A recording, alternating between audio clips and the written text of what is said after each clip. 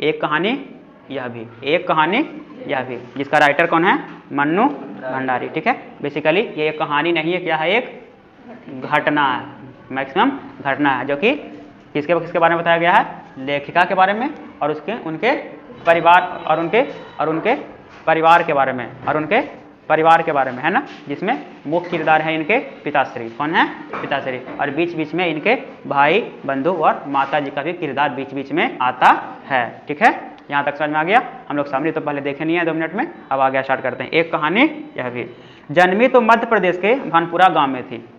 कहाँ जन्मी थी? भानपुरा गांव में थी। लेकिन मेरी यादों का सिलसिला शुरू होता है अजमेर के ब्रह्मपुरी मोहल्ले के उस 2 मंजिले मकान से, जिसकी ऊपरी मंजिल में पिताजी का साम्राज्य था। पिताजी का साम्राज्य था कहने का मतलब पिताजी का घर था, पिताजी का घर था, जहाँ वे निहायत अव्यवस्थित ढंग से फैली बिखरी पुस्तकों, पत्रिकाओं और अखबारों के बीच या तो कुछ पढ़ते रहते थे या फिर डिक्टेशन देते रहते थे। नीचे हम सब भाई बहनों के साथ रहती थी, भाई बहनों के साथ रहती थी। हमारी बेपढ़ी लिखी व्यक्तित्वहीन माँ, व्यक्तित्वहीन को अंडरलाइन करना, व्यक्तित्वहीन माँ सवेरे से शाम तक हम सब की इच्छाओं और पिताजी की आज्ञाओं का पालन करने के लिए सदैव तत्पर, है ना। क्या करती थी? बच्चों का और पिताजी का जो भी कहना है सबको क्या करना है? उनको पालन कर देना है। ये खाना बना दीजिए, वो खाना बना दीजिए, है ना, अब ये करना है। सारा काम के लिए घर के जितना भी कार्य होते थे, सारा कार्य के लिए बिल्कुल क्या रहती थी? तैयार रहती थी, हमेशा तत्पर रहती थी। ठीक है, अजमेर से पहले पिताजी इंदौर में थे। कहाँ थे? इंदौर में थे, जहाँ उनकी बड़ी प्रतिष्ठा था, सम्मान था और नाम भी था। प्रतिष्ठा, सम्मान और नाम था। कांग्रेस के साथ साथ वे समाज सुधार के कामों में भी जुड़े हुए थे, है ना।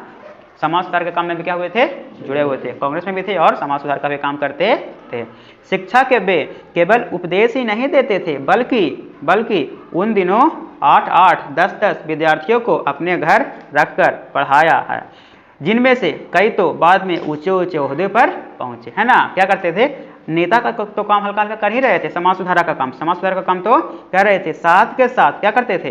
अपने घर पे कुछ बच्चों को बुला करके पढ़ाया भी करते थे, जो कि बाद में चलकर ऊंचे पोस्ट पर, ओहदे पर पहुंच गए हैं। कहाँ गए हैं? पहुंच गए।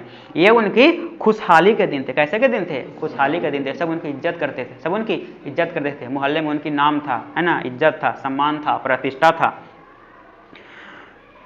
और उन दिनों उनकी दरिया दिली के चर्चे भी कम नहीं थे, उनके दरिया दिली के चर्चा भी कम नहीं था। एक और वे बेहद कोमल और संवेदनशील आदमी थे। कोमल और संवेदनशील आदमी थे। क्या थे? कोमल और संवेदनशील। संवेदनशील समझते हो ना, बिल्कुल संवेदना से भरे हुए, है ना। कोई बोल रहा है इसमें राजी हो जाना, डेट इज संवेदनशील। तो दूसरी ओर बेहद क्रोधी और अहमवादी थे। अहम इसके क्या था बताया था? घमंडी। तो क्या थे? बेहद क्रोधी, एकदम गुस्सा तुरंत नाक पर है। अगर किसी से क्या कुछ सुन लिए, कोई अपने पुत्री के बारे में, अपने पुत्र के बारे में कि ऐसा है, तुरंत हमें गुस्सा। और कोई जैसे ही आके बोल दिया कि आपका पुत्र इतना बड़ा काम कर रहा है, तुरंत गुस्सा ठंडा। आया समझ में? बेहद क्रोधी थे, तुरंत क्रोध भी आ जाता था, तुरंत क्या हो जाते थे? शांत भी हो जाते थे। क्रोधी और अहमवादी थे। पर यह सब तो मैंने केवल सुना, सिर्फ क्या किए थे? लेखिका केवल सुने थे। देखा तब तो इन गुणों के भगवान शेषो को ढोते पिता थे। क्या थे? मतलब कि भगवान शेषो के पिता ढोते पिता थे। ठीक है ना। एक बहुत बड़े आर्थिक झटके के कारण, आर्थिक झटकों के कारण वे इंदौर से अजमेर आ गए थे। इंदौर में क्या लगा? एक आर्थिक झटका लगा। तो कहाँ चला? इंदौर से अजमेर चले आए, जहाँ उन्होंने अपने अकेले के बलबूते और हौसले से अंग्रेजी, हिंदी शब्दकोश, विषय बार और अधूरे काम को आगे बढ़ाना शुरू किया, जो अपनी तरह का पहला और अकेला शब्दकोश था। क्या था? पहला शब्दकोश था।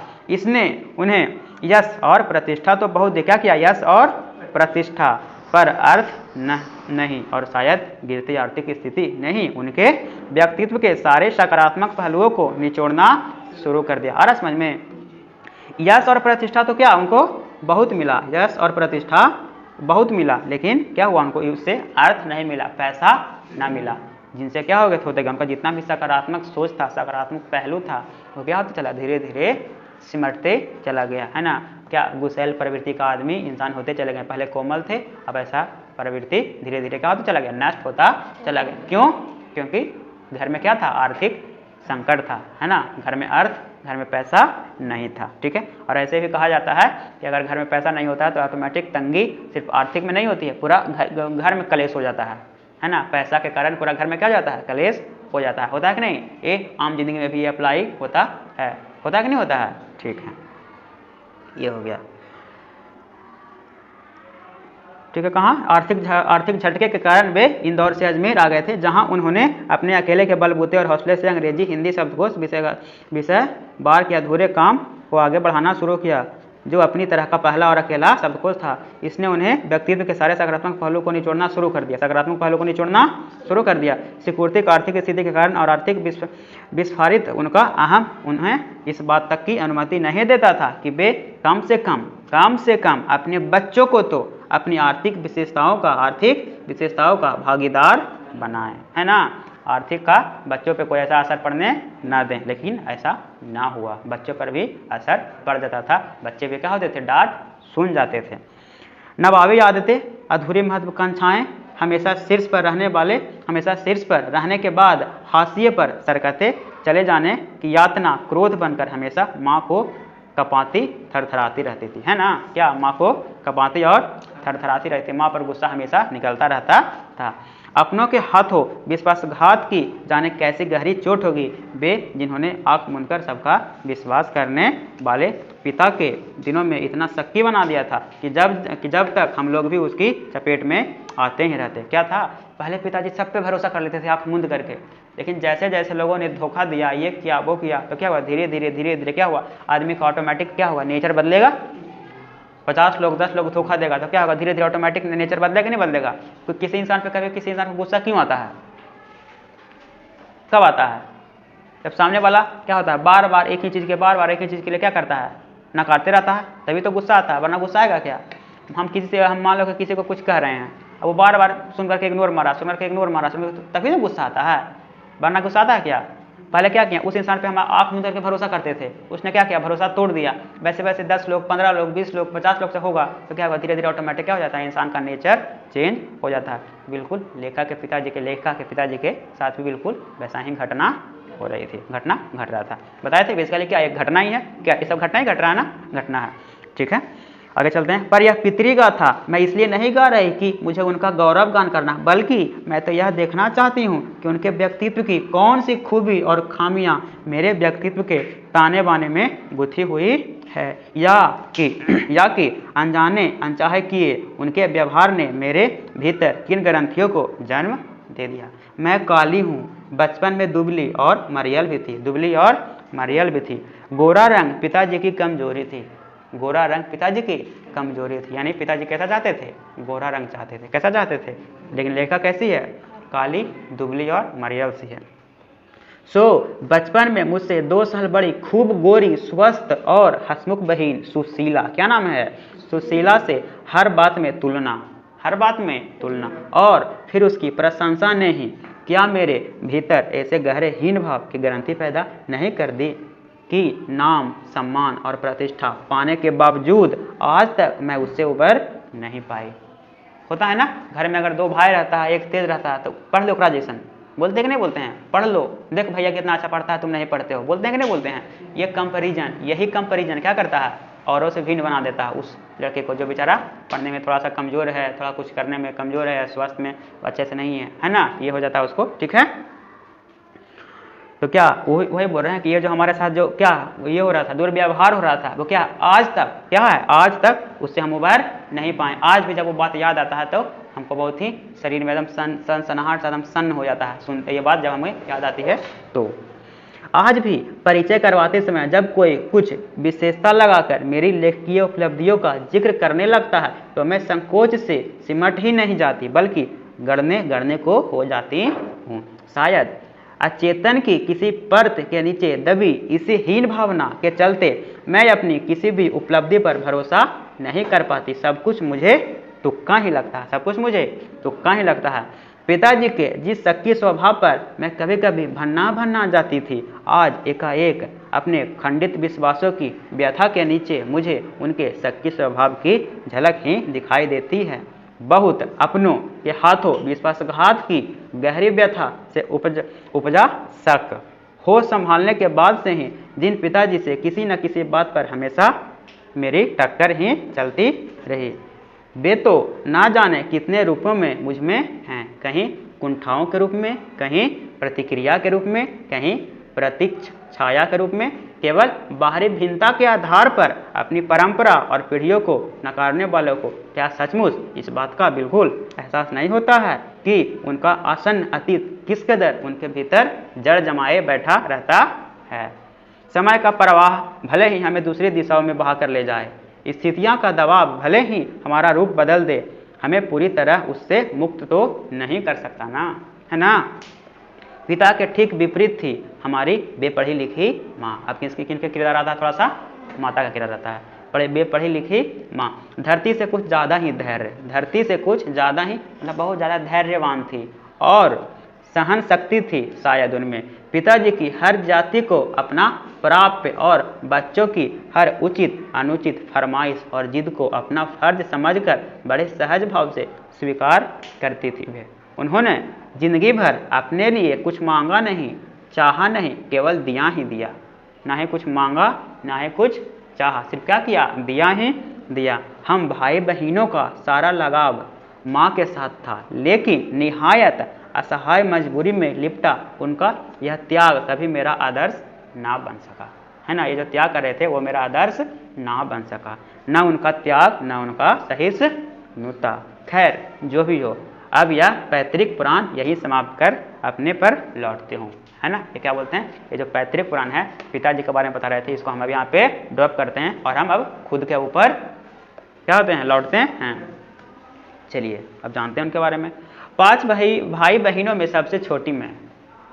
5 भाई बहनों में सबसे छोटे कौन थे, मन्नू भंडारी लेखिका।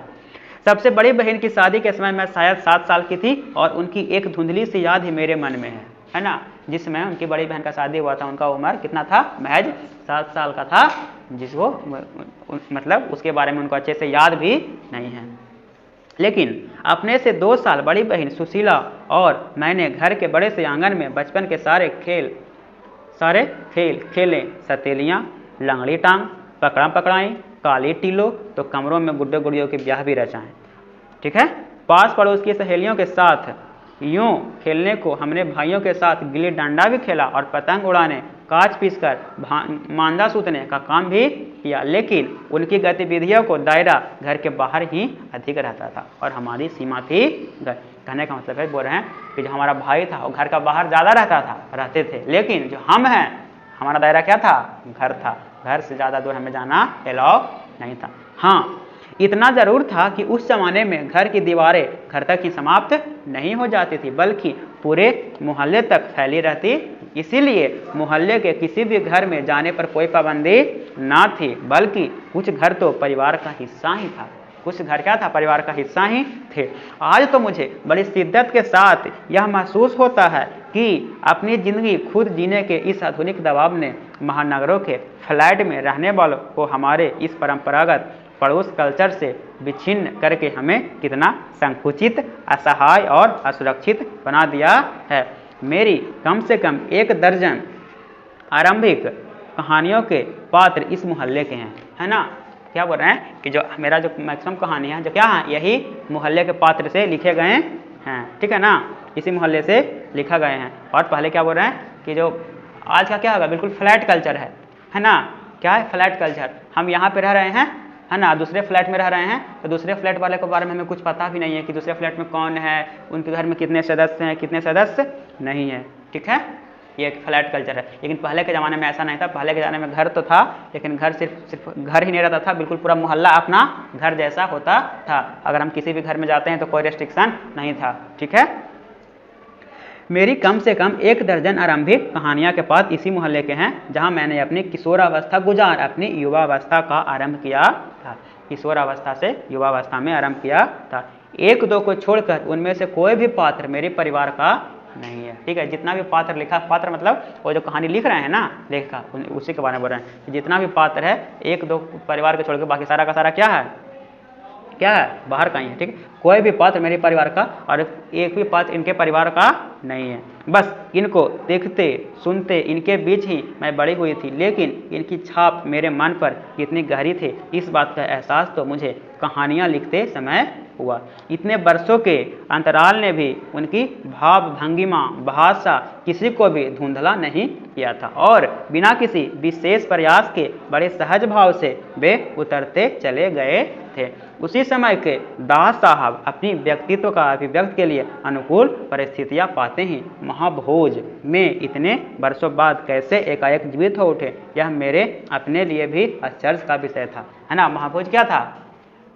मन्नू द्वारा लिखा गया एक उपन्यास, है ना, क्योंकि इनका मुख्य पात्र कौन थे? दास साहब। कौन थे? दास साहब। दास साहब क्या थे? उनके पात्र थे। उन्हीं के इर्द गिर्द पूरा का उपन्यास घुमा है महाभोज में। किसमें? महाभोज में, ठीक है। उस समय तक हमारे परिवार में लड़के का विवाह के लिए अनिवार्य योग्यता थी। क्या योग्यता थी उस समय? उम्र में 16 बरस, उम्र में 16 बरस और शिक्षा में मैट्रिक। क्या 16 बरस और मैट्रिक होना जरूरी था। सन 44 में सुशीला ने यह योग्यता प्राप्त की। सुशीला क्या हो गया? 1944 ईस्वी में यह योग्यता क्या हो गया? उन्हें प्राप्त हो गई थी, यानी कि वो 16 वर्ष की हो गई थी और मैट्रिक का परीक्षा भी में उत्तीर्ण हो गई थी और शादी करके कोलकाता चली गई। शादी करके कहाँ चली गई? कोलकाता चली गई। दोनों बड़े भाई भी आगे पढ़ाई के लिए बाहर चले गए। कहाँ चले गए? पढ़ाई के लिए बाहर चले गए, बड़े भाई जो थे। इन लोगों की छत्र छाया के हटते ही पहली बार मुझे नए सिरे से अपने वजूद का एहसास हुआ। जब कोई घर में नहीं रहा भाई बहन, तब क्या हुआ? उनको अपने वजूद का एहसास हुआ। पिताजी का ध्यान भी पहली बार मुझ पर केंद्रित हुआ। अब पहली बार क्या हो रहा है? पिताजी उनके ऊपर केंद्र कर रहे हैं, ध्यान दे रहे हैं। लड़कियों को जिस उम्र में स्कूली शिक्षा के साथ सुघड़ गृहिणी और कुशल पाक शास्त्री बनाने के नुस्खे जुटाए जाते थे, पिताजी की आग्रह रहता था कि मैं रसोई से दूर ही रहूं, है ना। जिस समय में क्या होता था? लड़कियों को क्या सिखाया जाता है? कि रसोई बनाना, खाना बनाना सिखाया जाता है। लेकिन पिताजी का मानना था कि लड़कियों को वहाँ से क्या करें? वो अपनी लड़कियों को रसोइयों से क्या रखें? दूर रखें। क्या रखें? दूर रखें। रसोई के वो क्या बोलते थे? भटियार खाना। क्या बोलते थे? भटियार खाना कहते थे। और उनके हिसाब से वहाँ रहना अपनी क्षमता और प्रतिभा को भट्टी में झोंकना था। अपनी क्षमता और प्रतिभा को किस में झोंकना था? भट्टी में झोंकने के बराबर था। इसीलिए पिताजी का क्या? रसोई खाने को भटियार खाना कहते थे। रसोई को भटियार खाना कहते थे। घर में आए दिन विभिन्न राजनीतिक पार्टियों के जमावड़े होते थे। घर में आए दिन क्या होता था? राजनीतिक पार्टियों का जमावड़ा होते थे और जमकर बहसें होती थी, ठीक है। और क्या पिताजी इस बहस में कहते थे मन्नू को कि तुम भी क्या करो? पार्टिसिपेट करो, आओ बैठो, सुनो, देखो क्या हो रहा है, बाहर क्या चल रहा है, ठीक है। देखो, बहस करना पिताजी का प्रिय शगल था, हाँ, प्रिय अच्छी आदत थी, ठीक है ना। चाय पानी या नाश्ता देने जाती तो पिताजी मुझे भी वहीं बैठने को कहते। जब मन्नू क्या करते? चाय पानी देने जाते तो पिताजी क्या कहते? तुम भी यहीं पे आकर क्या करो? बैठो। वे चाहते थे कि मैं भी वहीं बैठूं, सुनूं और जानूं कि देश में चारों ओर क्या कुछ हो रहा है। पिताजी ये चाहते थे कि जो राजनीतिक पार्टियों का जो बैठक होता था उसमें क्या करें? तुम भी आकर के क्या करो? बैठो और जानो बूझो कि तुम्हारे देश में क्या कुछ हो रहा है, क्या कुछ चल रहा है। देश में हो भी तो कितना कुछ रहा था। सन 1942 के आंदोलन के बाद से तो सारा देश जैसे खौल रहा था। क्या हो रहा था? खौल रहा था। लेकिन विभिन्न राजनीतिक पार्टियों की नीतियां, उनके आपसी विरोध या मतभेदों की तो मुझे दूर दूर तक कोई समझ नहीं थी। हाँ, क्रांतिकारियों और देशभक्त शहीदों के रोमानी आकर्षण, उनकी कुर्बानियों से जरूर मन आक्रांत रहता था। 10वीं कक्षा तक आलम यह था कि बिना किसी खास समझ के घर में होने वाली बहसें सुनती थी। घर में जो बहस होता था उसको क्या करते थे? सिर्फ सुनते थे और बिना चुनाव किए, बिना लेखन की अहमियत से परिचित हुए किताबें पढ़ती थी। बिना लेखक की जाने ना कोई अहमियत इस किताब को पढ़ने से क्या होने वाला, बस क्या करते थे? किताब पढ़ते थे, रुचि था, पढ़ते थे, ठीक है। लेकिन सन 1945 में जैसे ही 10वीं पास करके मैं फर्स्ट ईयर में आई, कौन सा ईयर में? फर्स्ट, यानी कि कॉलेज में एंट्री हुआ, फर्स्ट ईयर में आई, हिंदी की प्राध्यापिका शीला अग्रवाल इंपॉर्टेंट किरदार हैं इस लेसन के, इस पाठ के। शीला अग्रवाल पात्र हैं, ठीक है, से परिचित हुआ। शीला अग्रवाल से क्या हुए? परिचित हुए जब फर्स्ट ईयर में प्रवेश किए तब। सावित्री गर्ल्स हाई स्कूल, कौन सा? सावित्री गर्ल्स हाई स्कूल, जहां मैंने ककहरा सीखा। 1 साल पहले ही कॉलेज बना था और वे इसी साल नियुक्त हुई थी। कौन? शीला अग्रवाल। उन्होंने बाकायदा साहित्य की दुनिया में प्रवेश करवाया, मात्र पढ़ने को चुनाव करके पढ़ने में बदला, ठीक है। क्या सिर्फ पढ़ने को किस में बदल दिया? चुनाव करके पढ़। पहले सिर्फ क्या करते थे? पढ़ते थे। अब कहते हैं तुम चुनाव करो, ये चीज पढ़ो। तुम्हारा टीचर तुम्हें बताते हैं ना ये बुक ना पढ़ के ये बुक पढ़ो, डेट इज चुनाव। तो ये टीचर भी वही सेम काम कर रहे हैं कि तुम पहले क्या कर रहे हो? जो मन में आ रहा है वो बुक पढ़ रहे हो। अब नहीं, पढ़ना है लेकिन क्या करके? चुनाव करके। तुम्हारे लायक कौन है, तुम किस में इंटरेस्टेड हो, वो बुक पढ़ना है। ठीक है, तो क्या करके पढ़ना है? चुनाव करके पढ़ने में बदला। खुद चुन चुन कर किताबें दी। प्राध्यापिका जो थी शीला अग्रवाल जो थी, वो क्या करते? खुद उन्हें चुन चुन करके बुक किताब देना स्टार्ट की।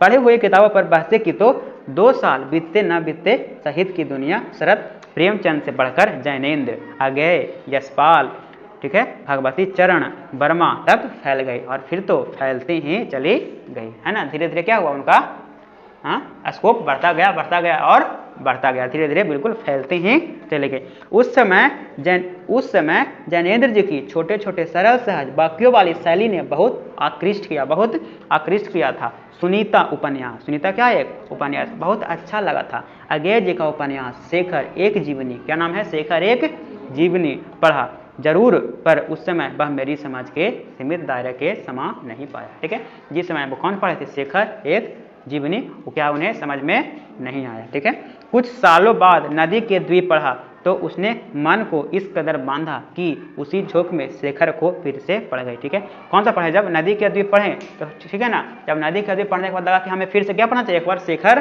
पढ़ना चाहिए। अब फिर से क्या कर लिया? एक बार शेखर पढ़ लिए।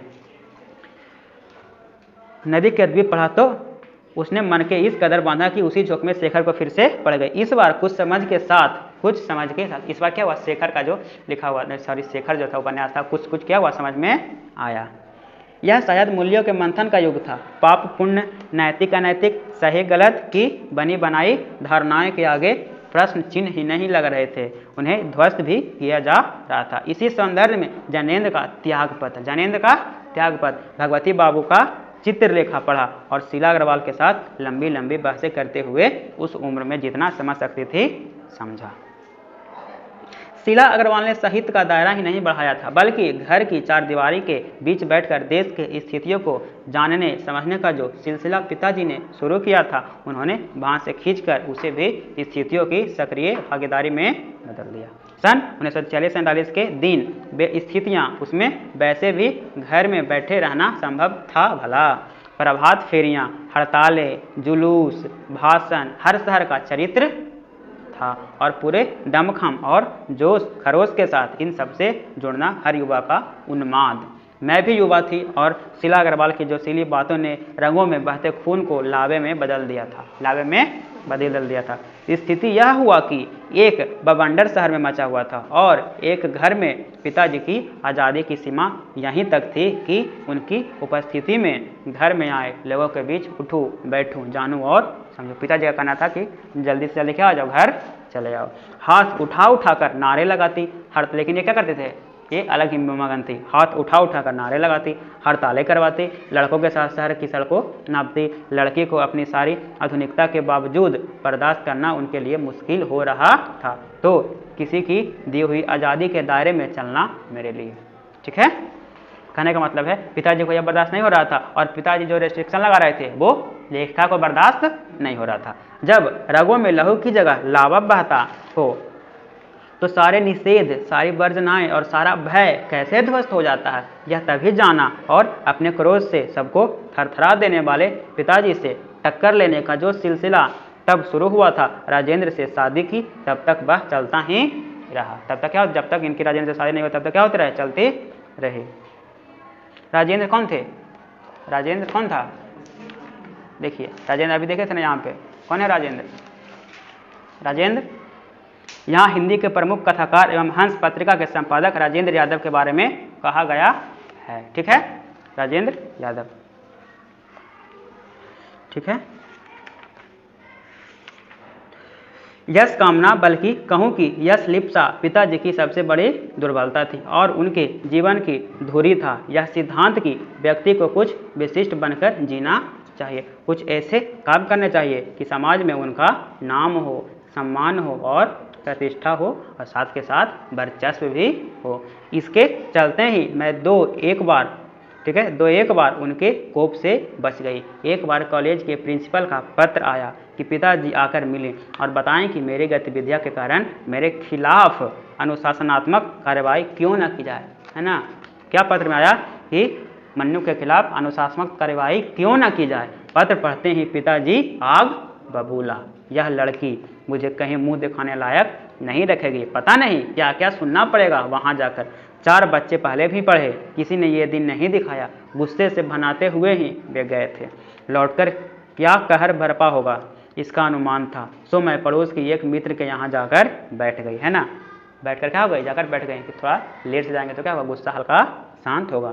माँ को कह दिया कि लौटकर बहुत कुछ गुबार निकल जाए तब बुलाना, है ना। जब गुस्सा क्या हो जाए, शांत हो जाए, तब क्या करना, हमें बुलाना। जब देखना कि ज़्यादा गुस्सा में है तो हमें ना बुलाना, ठीक है। जब गुस्सा शांत हो जाए तब बुलाने के लिए आना, माँ को बोल दिया। लेकिन जब माँ ने आकर कहा कि वे तो खुश ही हैं, चली चल, मतलब घर चलो, तो विश्वास नहीं हुआ। गई तो सही लेकिन डरते डरते, गई तो सही लेकिन डरते डरते। सारे कॉलेज की लड़कियों पर इतना रौब है तेरा, सारा कॉलेज तुम 3 लड़कियों के इशारे पर चल रहा है, तुम 3 लड़कियों के इशारे पर चल रहा है। प्रिंसिपल बहुत परेशान थी और बार बार आग्रह कर रही थी कि मैं तुझे घर बिठा लूँ, क्योंकि वे लोग किसी तरह डरा धमका कर डांट डपट कर लड़कियों को क्लासों में भेजते हैं, और अगर तुम लोग एक इशारा कर दो कि क्लास छोड़कर बाहर आ जाओ तो सारी लड़कियां निकलकर मैदान में जमा होकर नारे लगाने लगती है। तुम लोगों के मारे कॉलेज चलाना मुश्किल हो गया है, उन लोगों के लिए क्या हो गया, कॉलेज चलाना मुश्किल हो गया है। कहा तो जाते समय पिताजी मुंह दिखाने से घबरा रहे थे, और कहाँ बड़े गर्व से कहकर आए कि यह तो पूरा देश का पुकार है। प्रिंसिपल को क्या कहकर आए, यह तो पूरे देश की पुकार है, इस पर कोई कैसे रोक लगा सकता है, कोई कैसे रोक लगा सकता है भला। बेहद गदगद स्वर में पिताजी यह सब सुनाते रहे और मैं अबाक में सिर्फ आश्चर्यचकित है। क्या है, आश्चर्यचकित है।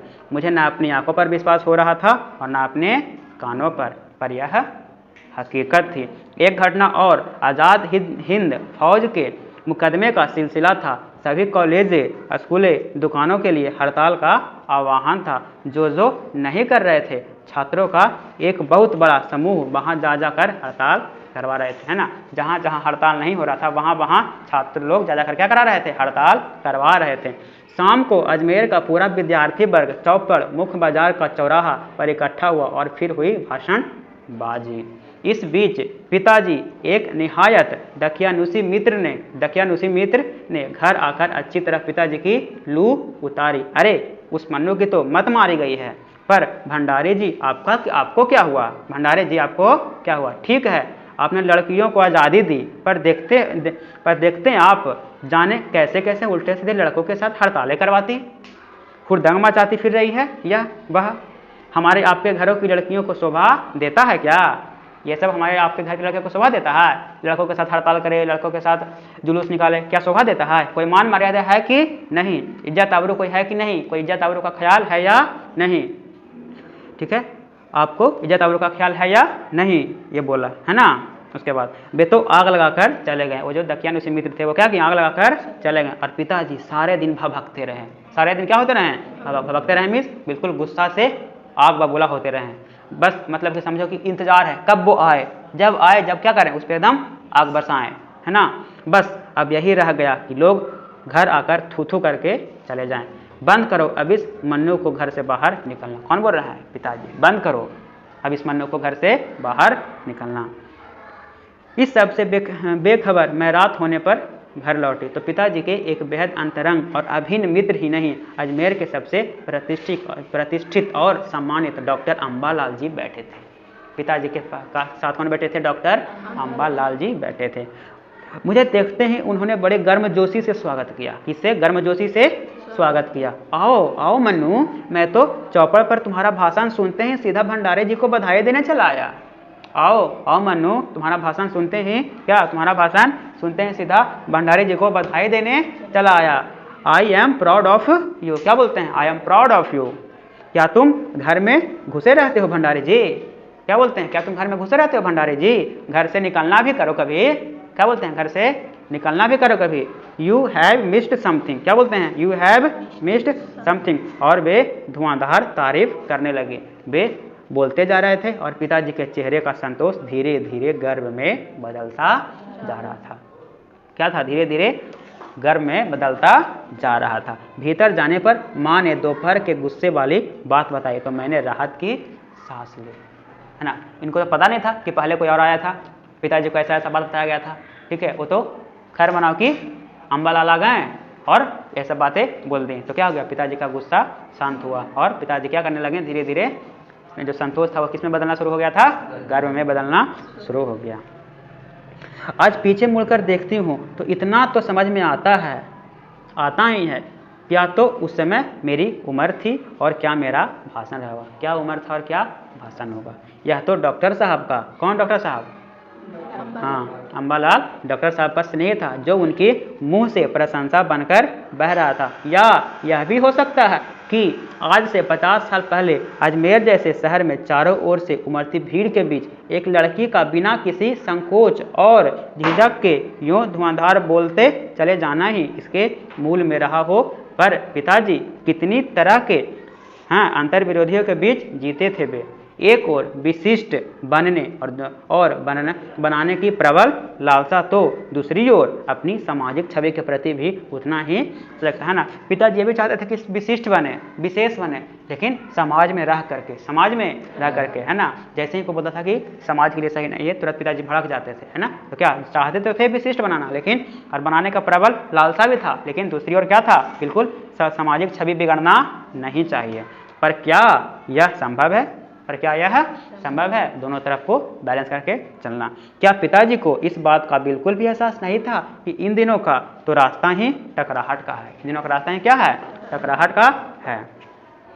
सन 1947 के मई महीने में शीला अग्रवाल को कॉलेज वालों ने नोटिस थमा दिया, लड़कियों को भड़काने और कॉलेज का अनुशासन बिगाड़ने के आरोप में, ठीक है ना। क्या कर दिया, नोटिस थमा दिया, यानी कि कॉलेज से बाहर निकाल दिया गया। इस बात को लेकर हुड़दंग ना मचे, इसलिए जुलाई में थर्ड ईयर की क्लासेस बंद करके हम 2-3 छात्रों को प्रवेश निषिद्ध कर दिया, प्रवेश बंद कर दिया, रोक दिया गया, थर्ड ईयर में प्रवेश रोक दिया गया। हुड़दंग तो बाहर रहकर भी इतना मचाया कि कॉलेज वालों को अगस्त में आखिर थर्ड ईयर खोलना पड़ा। जीत की खुशी पर सामने खड़ी बहुत बड़ी चीर प्रतीक्षित खुशी के सामने यह खुशी बिला गई। कौन सी खुशी थी, शताब्दी की सबसे बड़ी उपलब्धि 15 अगस्त 1947, ठीक है। इस खुशी के सामने कॉलेज में पाना, कॉलेज हटना, कॉलेज जाना, सारा का सारा क्या हो गया, बिला गया। और खुशी बस यही था कि हमारा भारत देश क्या हो गया, आज़ाद हो गया। ये जो देश का जो आज़ादी था, जो क्या था, सबसे बड़ी खुशी थी। लेसन समझ में आया अच्छे से, कौन सा लेसन था, एक कहानी यह भी किसके द्वारा लिखा गया था, मन्नू भंडारी, ठीक है। इसमें कौन से पात्र थे, खुद लेखिका और उनके पिता, मेजर पार्ट कौन थे, लेखक और उनके पिता। बीच बीच में 1-2 किरदार और आते हैं, ठीक है। एक उनकी माता जी आते हैं, कुछ भाई बहनों के बारे में आता है, ठीक है। एक उनके दकियानुसी मित्र भी आते हैं और एक डॉक्टर अम्बालाल भी आते हैं। तो समरी में लिखना हो तो बिल्कुल ऐसा ही लिखेंगे, है ना। सब पे 5-5 लाइन 6-6 लाइन लिखना है ना। हर एक पात्र के बारे में थोड़ा करके हर एक पात्र के बारे में लिखना है और समरी क्या हो जाएगा, लिखा जाएगा। अगर संक्षेप करने को रहेगा तो लेसन समझ में आ गया, अच्छे से आ गया होगा, ठीक है। समरी लिख कर लाना और उसको खत्म करना है।